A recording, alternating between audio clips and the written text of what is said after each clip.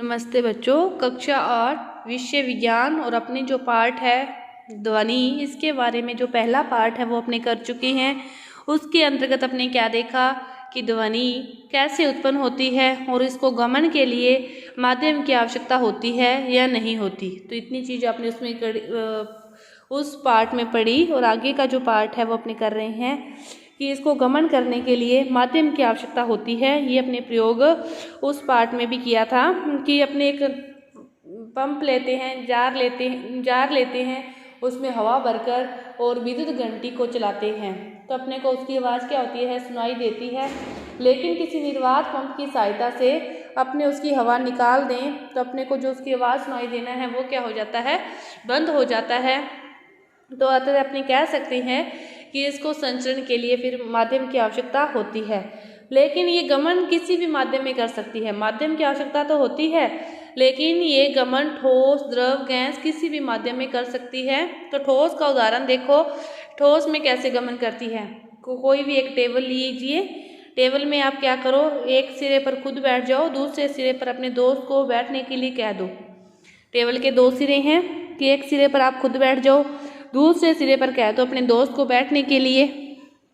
आप क्या करो, या तो खुद या फिर अपने दोस्त को कहो कि वो टेबल पर यहाँ बैठा है ना, वहाँ पर वो क्या करे, उस टेबल पर कोई ना कोई हरकत करे हाथ से, और आप दूसरे सिरे पर बैठे हुए उस पर क्या लगा लो, कान लगा लो।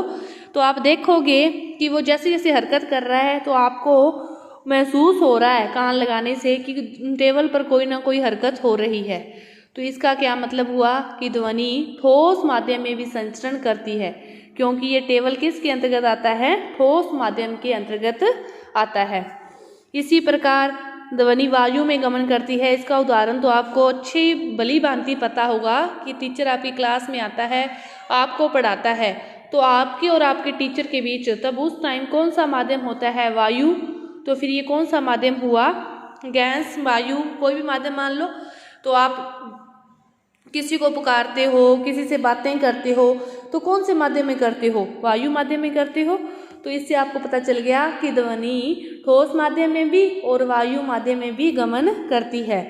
इसके बाद द्रव में देखने के लिए एक पानी से कोई जार को भरकर उसके अंदर कोई घंटी रखकर उसकी आवाज़ को आप बाहर सुनने का प्रयास कर सकते हो। तो आपको पता चल जाएगा कि ये द्रव माध्यम में भी क्या करती है, संचरण करती है। बस अब इसको एक बात है कि इसको संचरण करने के लिए माध्यम चाहिए, संचरण करने के लिए माध्यम चाहिए, लेकिन वो माध्यम कुछ भी हो सकता है, ठोस भी, द्रव भी और गैस भी। इसको माध्यम की आवश्यकता है लेकिन वो माध्यम कुछ भी हो सकता है, ठोस भी, द्रव भी और गैस भी। इसके बाद जो आगे का पाठ है वो है आयाम, आवृतकाल और आवर्ती। तीनों चीज़ों के बारे में अपने पढ़ेंगे। आयाम क्या होता है कि ध्वनि उत्पन्न होने के समय होने वाले शोर या कणों के अधिकतम विस्थापन को आयाम कहते हैं। अधिकतम विस्थापन को, ये एक्स अक्ष है, तो यहाँ से ये ऊपर की तरफ चले फिर नीचे आ गया, तो हाईएस्ट कहाँ तक गया, ये यहाँ तक गया। इसके बाद तो नहीं ऊपर गया ना, नीचे ही आ रहा है, तो इस नीचे भी हाईएस्ट कहाँ तक गया, यहाँ तक गया। तो इसी को क्या कहते हैं, आयाम कहते हैं। अधिकतम विस्थापन को, वो कितना विस्थापित हुआ है एक जगह से लेकर दूसरी जगह तक, अधिकतम विस्थापन को ही क्या कहते हैं, आयाम कहते हैं। प्रति सेकंड होने वाले दोलनों की संख्या को आवर्ती कहते हैं। प्रति सेकंड होने वाले दोलनों की संख्या को आवर्ती, अधिकतम विस्थापन कि वो कितनी दूरी तक हाईएस्ट गया, और आवर्ती प्रति सेकंड होने वाले दोलनों की संख्या को क्या कहते हैं, आवर्ती कहते हैं।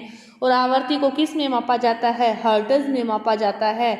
आवर्ती और आयाम किसी भी ध्वनि के दो महत्वपूर्ण गुण हैं। हम इन दोनों के आधार पर ही ध्वनियों में क्या करते हैं, भेद कर सकते हैं। आयाम अधिकतम विस्थापन, आयाम अधिकतम विस्थापन, और प्रति सेकंड होने वाले दोलनों की संख्या को आवर्ती। प्रति सेकंड होने वाले दोलनों की संख्या को क्या कहते हैं, आवर्ती। जब कंपन का आयाम अधिक होता है ना, तो जो उत्पन्न ध्वनि है वो क्या होती है, प्रबल होती है, और जब कंपन का आयाम कम होता है तो जो उत्पन्न ध्वनि है वो क्या होती है, मंद होती है। जब कंपन का आयाम अधिक होता है तो वो ध्वनि कैसी होगी, प्रबल होगी। जब आयाम कम होगा, आयाम क्या था, अधिकतम विस्थापन, मतलब जितना अधिक विस्थापन होगा ध्वनि उतनी ही प्रबल होगी, और जितना कम विस्थापन होगा ध्वनि उतनी ही क्या होगी, मंद होगी। तो और ध्वनि की जो प्रबलता है वो उसके आयाम पर निर्भर करती है। जो प्रबलता है वो किस पर निर्भर करती है, आयाम पर ही निर्भर करती है। और आयाम जितना अधिक होगा, वो भी पढ़ा है अपने, उसकी प्रबलता क्या होगी, ध्वनि उतनी ही क्या होगी, प्रबल होगी। और जब आयाम छोटा होगा तो फिर ध्वनि क्या होगी, मंद होगी। आवर्ती ध्वनि की तारतम्य और तीक्ष्णता को निर्धारित करती है। और यदि कंपन की आवृत्ति ज़्यादा हो तो ध्वनि उतनी ही तीक्ष्ण होती है, और यदि आवृत्ति कम हो तो तारतम्य कम होता है। आवृत्ति ज़्यादा हो तो तीक्ष्ण होती है, आवृत्ति कम हो तो फिर तारतम्य क्या होता है, कम होता है। और प्रबलता भी निर्भर करती है उसी पर, आयाम ज़्यादा हो तो प्रबल होगी, और आयाम कम हो तो दुर्बल होगी या कम प्रबल होगी। आवृत्ति अपने पढ़ चुके हैं कि प्रति सेकंड होने वाले दोलनों की संख्या को ही क्या कहते हैं, आवर्ती कहते हैं। और आवर्ती को किस में दर्शाते हैं, आवर्ती को हर्ट्ज में दर्शाते हैं। इसके बाद प्रबलता कंपन के आयाम पर निर्भर करती है, ये भी पढ़ लिया। एक बात और, ये आयाम के वर्ग के समानुपाती होती है। प्रबलता आयाम के वर्ग के समानुपाती होती है। यदि आयाम दुगना होगा, वर्ग के समानुपाती है, तो फिर वो दुगना होगा तो इसका वर्ग करेंगे तो फिर वो कितना हो जाएगा, 4 गुना। तो फिर प्रबलता कितनी हो जाएगी, 4 गुनी हो जाएगी। प्रबलता आयाम के वर्ग के समानुपाती होती है। और प्रबलता को किस में लिखते हैं, डेसिबल में। आवर्ती को हर्ट्ज में और प्रबलता को डेसिबल में, प्रबलता को डेसिबल में। आवर्ती के लिए जो विभिन्न समय हैं कि अपने जो सांस लेते हैं उस समय जो प्रबलता है वो कितनी होती है, 10 डेसिबल। अपने कानाफूसी करते हैं तो 30 डेसिबल।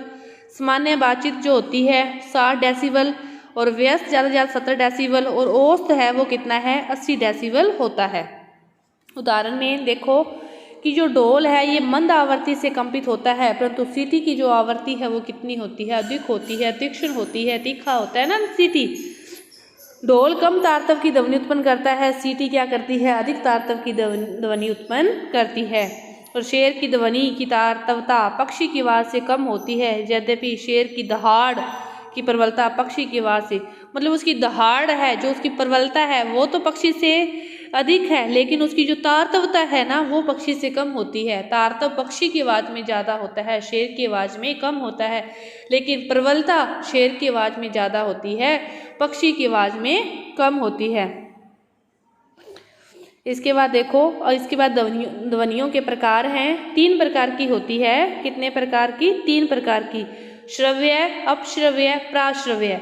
श्रव्य वह प्रास होती है जो अपने सुन सकते हैं, श्रव्य वह प्रास होती है जिसे अपने सुन सकते हैं।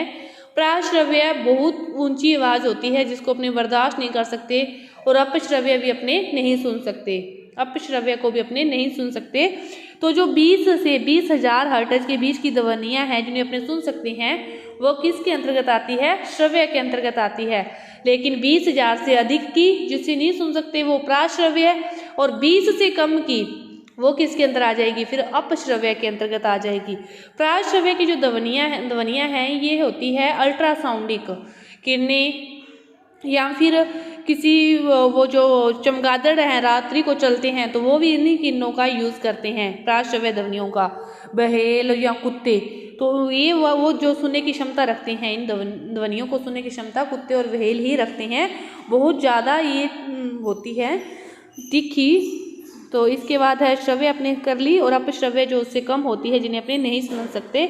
और प्राश्रव्य ध्वनियों का जो प्रयोग है वो स्कैन करने के लिए किया जाता है, इसका प्रयोग स्कैन करने के लिए किया जाता है। इनमें अंतर देखो, श्रव्य जो मनुष्यों द्वारा सुनी जा सके वो तो है श्रव्य, और अश्रव्य जो मनुष्यों द्वारा नहीं सुनी जा सकती, बहुत ही कम होती है।